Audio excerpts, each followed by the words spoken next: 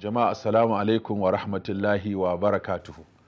Muna ci gaba da kawo hukunce-hukuncen haji da suka keɓanci mata, wanda a darasinmu na farko mun kawo abubuwa guda 7 na manufofin aikin haji, sannan mun kawo abubuwa guda 9 ko 10 na hikimomi da suka shafi da manufar yin aikin haji.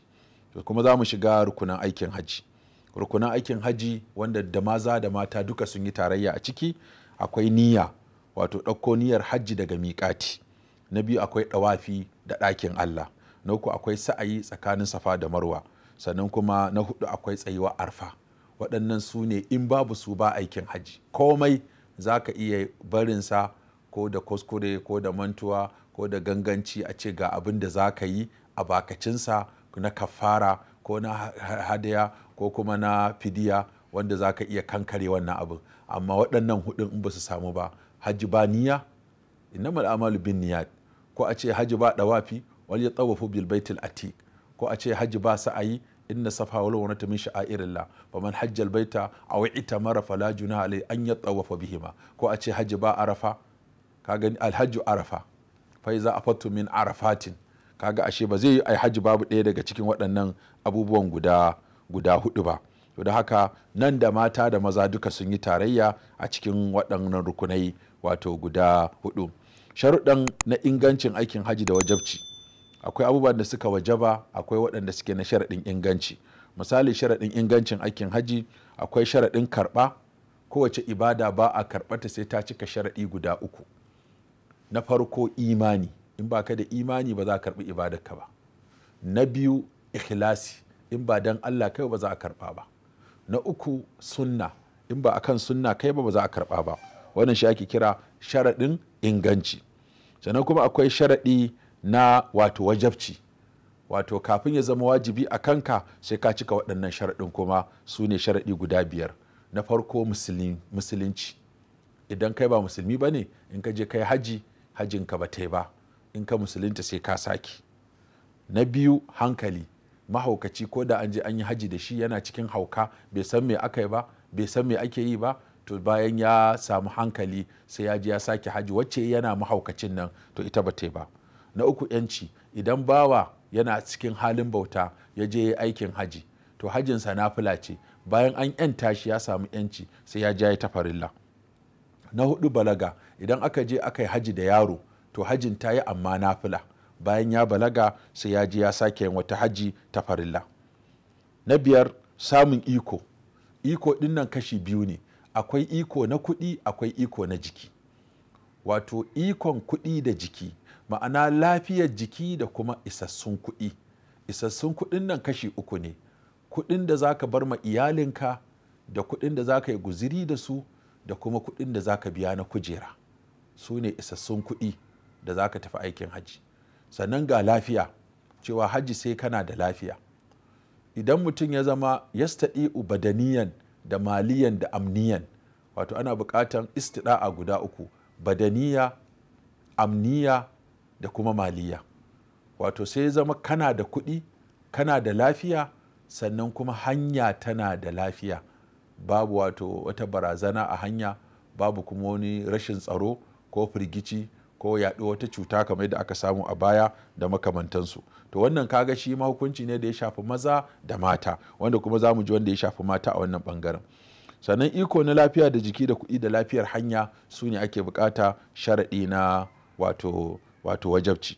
Sannan in mace ce an ƙara mata abubuwa guda 2, samun miji ko maharami. Haka kawai hajiya ba za ki kama hanya ki tafi aikin haji ke kaɗai ƙwallin ƙwal tallin talba, sai an samu ɗayan 3, ko dai ke da mijinki, in ba mijinki ko kuma ɗaya daga cikin maharamanki. In an ce maharamai ya haɗa babanki, ya haɗa ɗanki, wanki shaƙiƙi ko li'abbi ko li'ummi, ƙaninki shaƙiƙi ko li'abbi ko li'ummi, kuma su zama amintattu su ma. Wato wanda duk dai ba zai aure ki ba, duk wanda ba aure tsakaninki har abada saboda nasaba ko saboda shan mama, su ne. Amma ba za a ce akwai wanda ba za ki aure shi ba yanzu, amma idan dalili ya kauce zaki iya aurensa, kamar wanda yake auren kanwaki ko yake auren yaki. Kin ga wannan idan ya sake ta zai iya aurenki, in ta mutu zai iya aurenki. To wannan shi ba maharami ne ba wato na dindindin, maharami ne na ɗan lokaci. To shi wannan ban da shi a ciki. Sai maharamin da har abada ba aure tsakaninku, shi ne wanda ake kira maharamin da za ku tafi aikin hajji da shi. Don makasudin neman maharam ko miji, saboda wani abu zai iya tasowa mace, za ta iya jin rauni, za ta iya faduwa, za ta iya jin ciwo, za ta iya fuskantar matsala. To kaga dole akwai wani namiji da zai kare ta. Shi ko musulunci yana son ko ina mace take akwai kima, akwai daraja, akwai girma, ana kula da ita. In tana karama an ce babanta ya kula da ita, in ta yi aure an ce mijinta ya kula da ita, in ta girma ta tsufa an ce 'ya'yanta su kula da ita. To kun ga ba a tozarta mace a kowane hali ba. A halin yarinta ga ubanta shine gatanta, a halin aure ga mijinta shine gatanta, a halin tsufa ga 'ya'yanta su ne gatanta. To haka nan in za ta yi tafiya kawai ta tafi kwallin kwaltallin tal, ba kowa tare da ita, to kaga in wani abu ya faru to za a samu matsala. To ka musulunci don ya bata kariya ne, don ya darajta ta ne, ya ce kar ta tafi sigau, kar ta fuskanci wata matsala a hanya a zo ana tattaba jikinta, ko ta faɗi ko ta suma ko ta ji ciwo ko ta larura ta taso mata, tana buƙatar wanda zai tallafe ta. To kaga idan akwai wani nata a kusa zai zama shine zai tallafe ta, da zai taimaka mata wajen ɗaukan kaya, wajen shiga, wajen fita, wajen kaza. Ashe maharam ɗin nan da aka ce a mace na gata ne. Hawa suna ga cewa kamar an takura su, dami ba za a ce su kama hanya su tafi su kaɗai ba. To amma malamai sun ce idan mijinki shi ba za shi ba ko ya je, sannan ba wani maharam ɗin da za ku tafi tare, to in an samu rifqa ma'amuna, wato akwai abokan tafiya amintattu hajiya.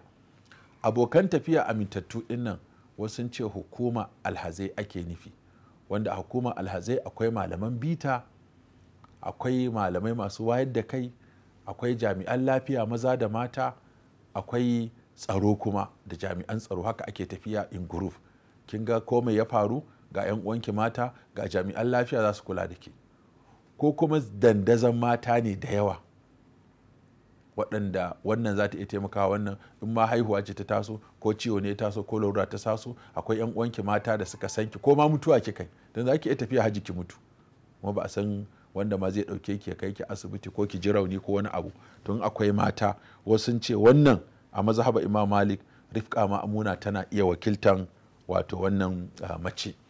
Sannan kuma ƙari na cewa ba za ki tafi hajji ba idan kina idda, sawa'un iddan nan ta mutuwa ce ko kwa idda ce ta sakin aure.